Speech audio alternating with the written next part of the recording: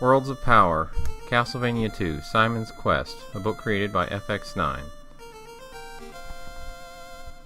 Chapter 3, The Return of Dracula. Sort of. Right. Here was Simon Belmont, the hero of CastleVania, standing before him, square jaw jutting earnestly, broad chest heaving with purpose. Yes, this was Simon, all right. Tim even noticed now that gripped feverishly in Simon's fist was a whip. Around his neck, on a leather thong, was a beautiful golden ring that shone and glittered like the heart of the sun. "Righteous, dude," said a long-haired guy with leather pants, just coming into the boys' room. "Aren't you Metallica or something?" "No," said Simon, eyes flashing with dark earnestness. "I'm from CastleVania." "Great group, man. Got all your CDs."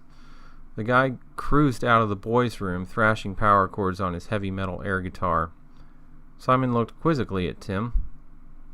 "If you don't know, don't ask," said Tim. "Look, anyway, this is a joke, right? Everyone has ganged up on me because they know I'm an ace CastleVania player and I'm being persecuted for my hobby."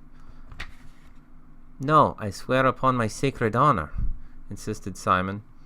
"Sure, okay, suppose there really is a CastleVania and you really are Simon Belmont. What's your girlfriend's name, huh? Answer me that." "Why, Linda Entwistle, of course." You've done your research. Okay, tell me then, Mr. Simon Belmont. Why do you want me to help you?" "Why? Because you are the best CastleVania player in this dimension. Because this holy ring, bestowed upon myself by none other than the beauteous Linda Entwistle, guided me to you to sincerely seek your aid." "Against who?" "Why, Dracula, of course." "You see, you can't be Simon Belmont. I mean, I defeat that crummy old vampire all the time." "There is no time for an explanation. You must come with me immediately. I entreat you, Simon Bradley. Please." "I don't know. Suddenly there was a loud pounding on the boys' room door. "Hey, Bradley, come on out there and get what you deserve." "Say, if you're Simon Belmont, how'd you get here?" "Why, through an interdimensional doorway, of course, created by this magical ring."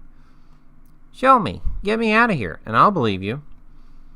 "Where would you like to go?" "Home."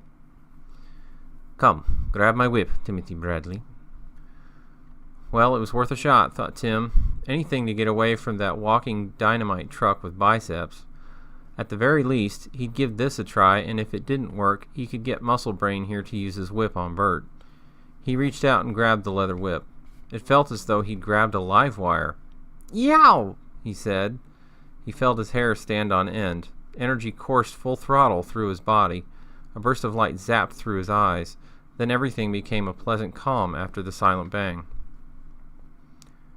"You really shouldn't play around with shocks," he told Simon. "You could electrocute a guy." Oh no, I did it wrong. Okay.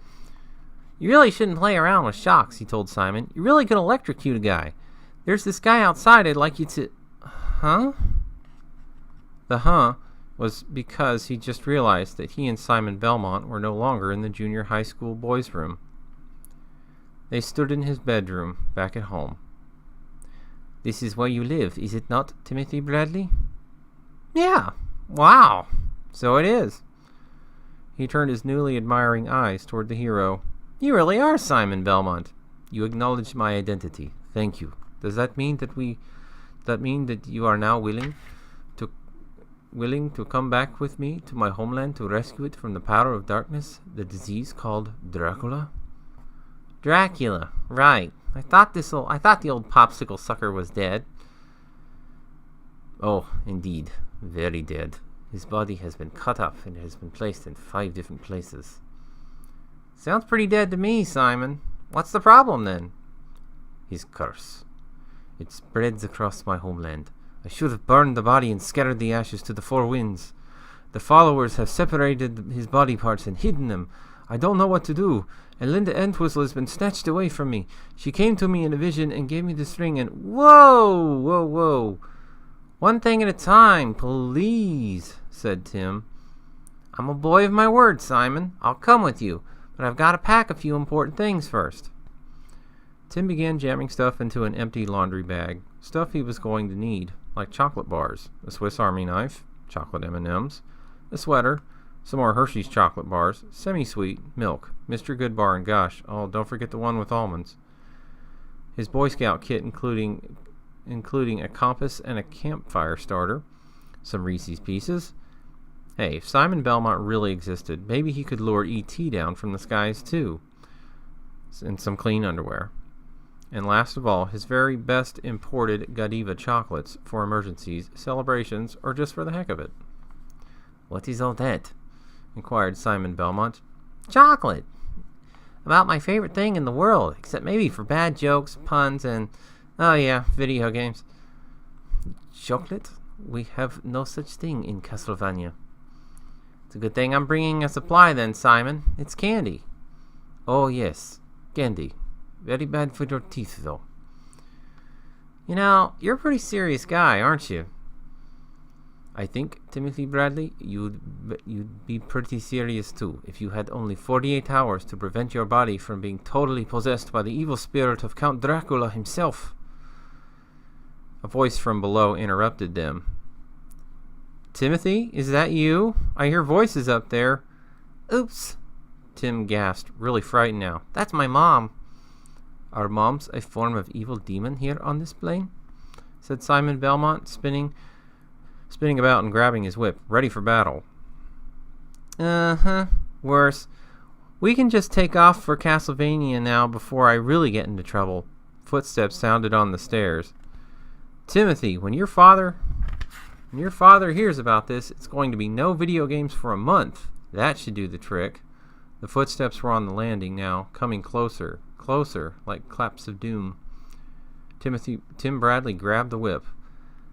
I think that dealing with Dracula is going to be a vacation. I think not, said Simon Belmont. Again, the shock, the feeling of being uprooted and thrown into a pool of dazzle. Shapes and smells and colors swirled in on him like angry ghosts. A chill bit through his shirt, making him glad that he had brought along a sweater in his sack. Then darkness clutched around him like a fist. Where are we? Tim asked when they seemed to come to a stop. Welcome, said Simon Belmont, to CastleVania.